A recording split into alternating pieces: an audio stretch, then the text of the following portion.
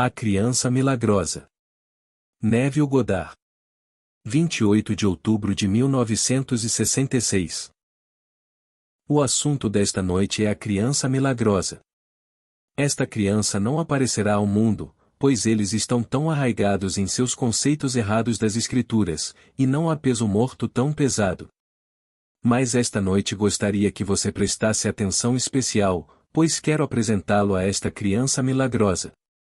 Pois embora Cristo nasça 1000 vezes em Belém, se ele não nascer em ti, a tua alma ainda estará desamparada. Deus participa da história humana e é conhecido por aqueles através dos quais o seu propósito atemporal opera no tempo. Aquele que começou uma boa obra em você a completará no dia de Jesus Cristo, e ele aparecerá, simbolizado como uma criança. Esta criança milagrosa não é Cristo, mas um sinal de que Cristo nasceu em você. Agora ouça alguém em quem o propósito atemporal de Deus foi cumprido no tempo. Lembre-se sempre de que todos os personagens das Escrituras são estados de consciência personificados. Abraão, Isaque, Jacó, nenhum desses antepassados de Jesus aparece em qualquer obra do Oriente Próximo. Eles não aparecem nem como indivíduos nem como tribos. Aparecendo apenas nas Escrituras, são estados eternos pelos quais Deus passa à medida que revela seu propósito em você. E o seu propósito é entregar-se a você como se não houvesse outro, apenas Deus e você, e finalmente apenas você, pois você é Ele.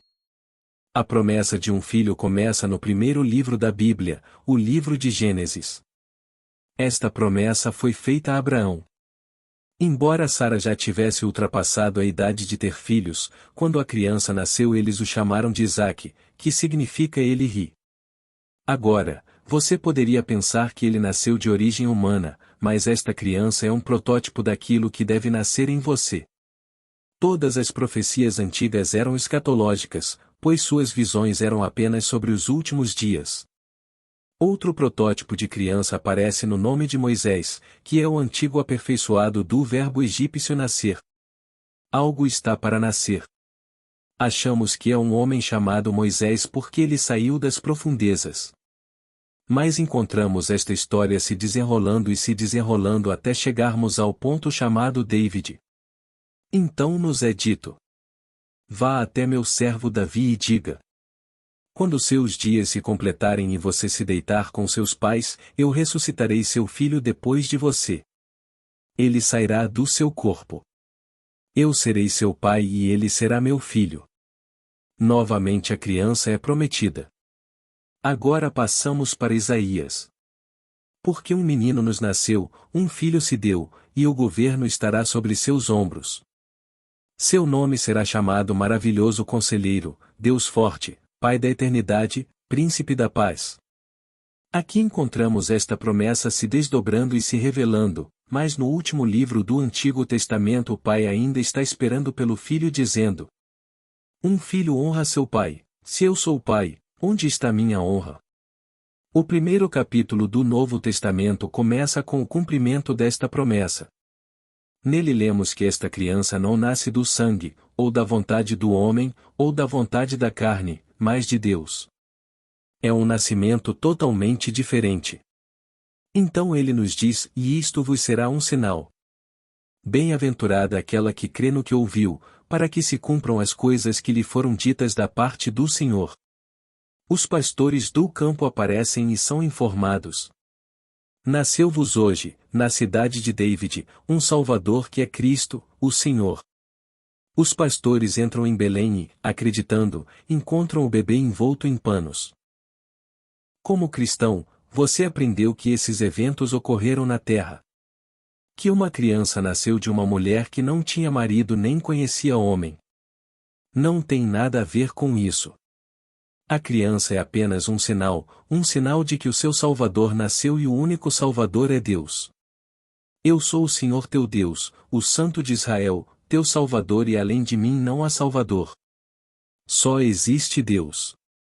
Deus, o seu eu sou, é a raiz, o Criador da humanidade e de sua descendência, porque me tornei o que criei. Estourando a casca, sairei, transcendendo o que eu era antes de cair em minha própria criação. Estou lhe contando o que sei por experiência própria. Chegará o dia em que você também experimentará isso.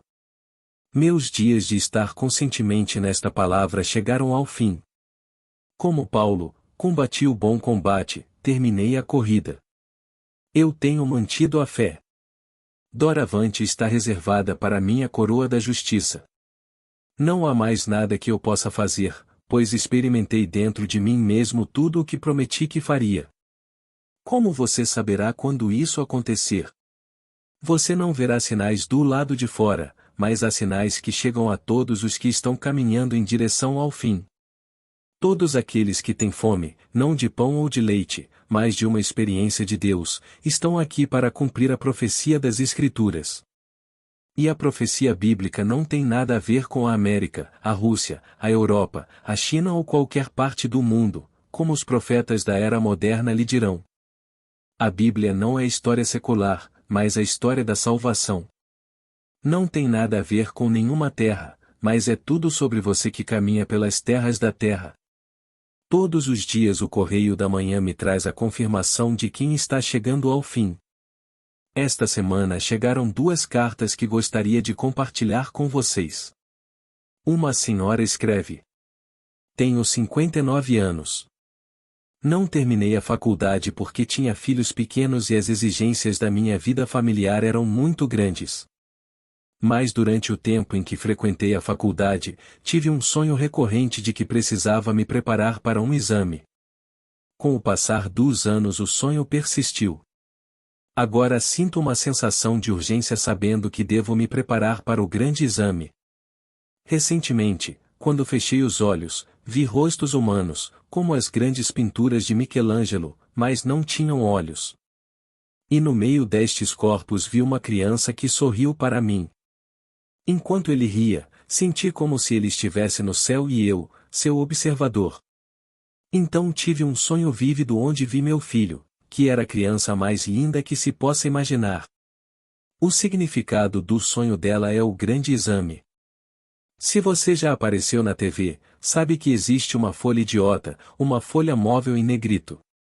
Todos esses homens profundamente sábios que falam com você diante de uma câmera de TV estão simplesmente lendo uma folha idiota. Estou usando sua analogia com um propósito, pois quero dizer a esta senhora que num futuro imediato ela fará o grande exame. Todas as pessoas do mundo serão convocadas para este exame. Serão chamados e levados em espírito à presença de Cristo ressuscitado e o exame terá início. Ele lhe fará apenas uma pergunta. Qual é a melhor coisa deste mundo?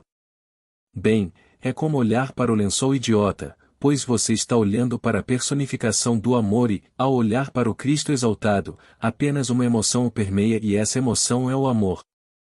Portanto, descanse seu coração, pois você não pode falhar.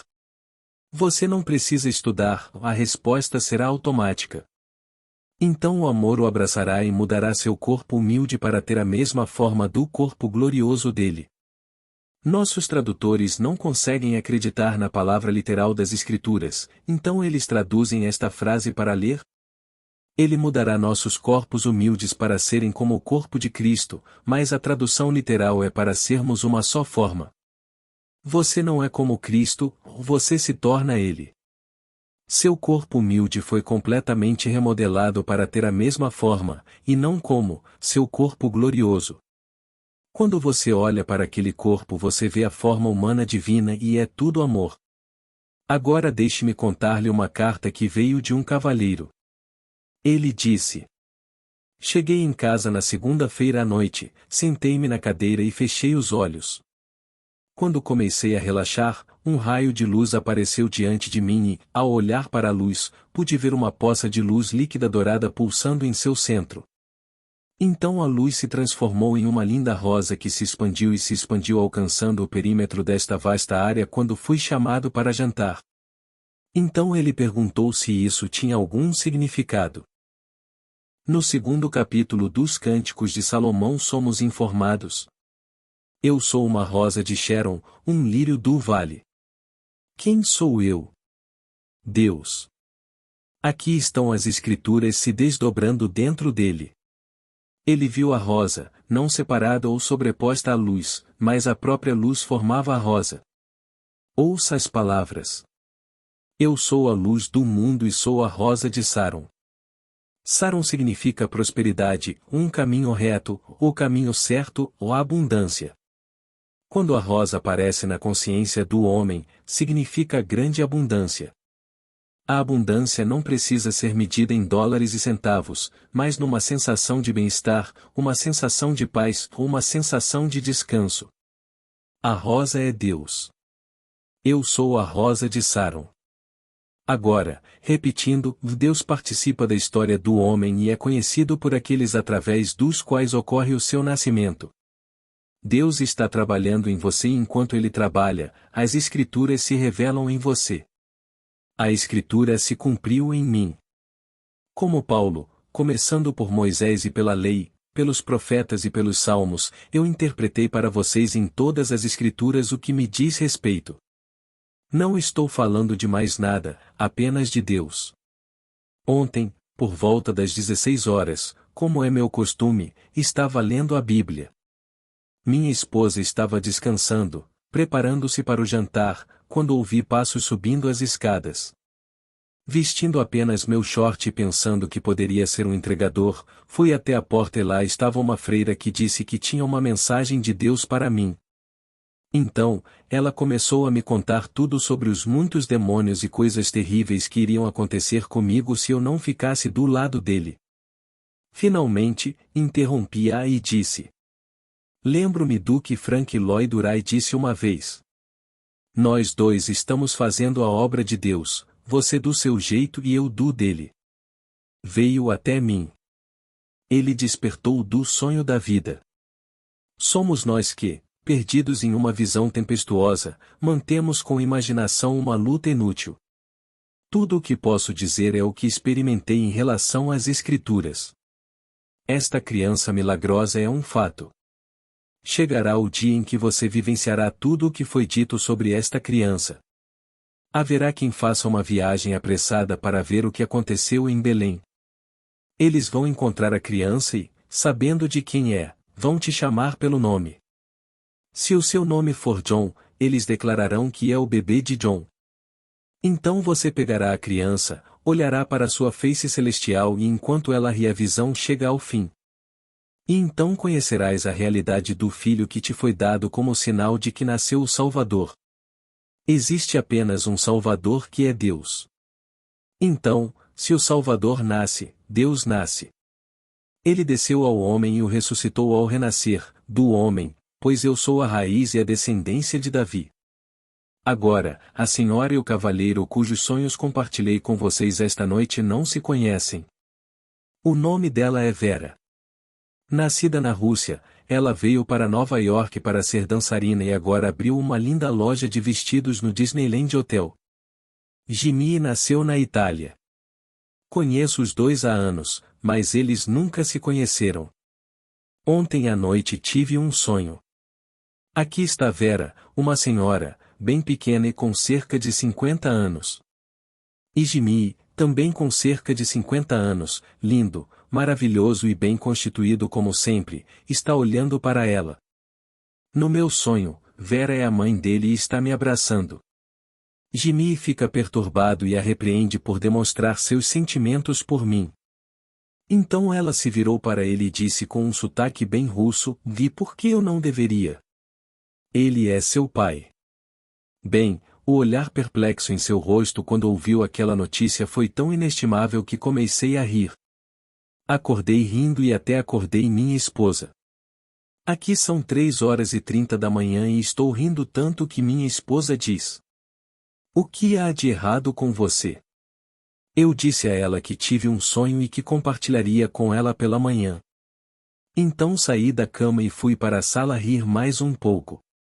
Mas a sua foi uma verdadeira revelação. Se eu sou o pai de Davi e sei que sou e Davi é a personificação de todas as gerações de homens e suas experiências, e Jimmy é um homem, não sou eu seu pai? Não sou eu o pai da humanidade se sou o pai da essência da humanidade, que é Davi. Davi me chamou de pai em cumprimento do Salmo 89. Se sou o pai de Davi, e ele é a personificação de todas as gerações de homens e de suas experiências. Não sou o pai de Jimmy? É tudo o desdobramento das Escrituras, pois não há nada além de Deus neste mundo. E quando ele se desdobrar em você, você também saberá disso. Aqueles que não experimentaram as Escrituras pensarão que você é tão louco quanto um chapeleiro, mas chegará o dia em que você saberá que você também é o pai da humanidade, porque você será o pai da soma total de todas as gerações de homens personificados como o eterno jovem cujo nome é Davi. E se ele é a essência da humanidade, você não é, então, o pai da humanidade. No último capítulo, o 22º capítulo de Apocalipse, lemos o Eu sou a raiz e a descendência de Davi. O Criador entrou na sua própria criação e depois emergiu dela, portanto ele agora é o descendente. Mas ao criá-lo, ele não é seu pai? E ao entrar nele, não fingindo, mas tornando-se realmente nele, ele aceitou todas as limitações da carne humana. Agora interpretando todos os papéis, ele não pode sair até o final do drama. E quando a peça termina ele, como você, surge. Então a essência de todo o vasto mundo criativo está diante de você como um filho, e Davi o chama de pai. Todo esse simbolismo maravilhoso se desenrola dentro do homem. E quando a criança chega é uma criança milagrosa. O governo, toda a responsabilidade, toda a autoridade estará sobre seus ombros. Ele fechará e ninguém abrirá. Ele abrirá e ninguém fechará. Essa é a responsabilidade colocada sobre seus ombros. Seu nome é maravilhoso conselheiro, pois ele tem sabedoria infinita agora. Deus poderoso, possuindo sabedoria divina e poder divino. Seu terceiro nome é Pai Eterno, pois ele é o Pai eterno da humanidade e a essência da humanidade resumida na eterna juventude chamada Davi. Depois vem o título final, Príncipe da Paz. Não apenas a paz após o conflito da guerra, mas um desfrute pleno e completo de tudo neste mundo, pois ele encontrou a paz. Então lhe é dito, sua grandeza não terá fim. E onde tudo isso acontece? No indivíduo você. Deus realmente participa da história do homem e é conhecido por aqueles através dos quais seu propósito atemporal opera no tempo. Enquanto você caminha, com o tempo, o propósito atemporal dele está trabalhando em você. Todos experimentarão isso e ninguém falhará porque Deus se tornou cada um de nós para que nós, cada um de nós, possamos nos tornar Deus. Agora, vamos entrar no silêncio. Amigos, se desejarem adquirir o Despertar da Consciência, que contém os 7 livros impressos do Mestre Neville Goddard, acesse o link na descrição deste vídeo. Curtam e compartilhem os conteúdos do canal para que mais pessoas recebam esses ensinamentos. Muito obrigada. Paz e bênçãos na vida de cada um de vocês.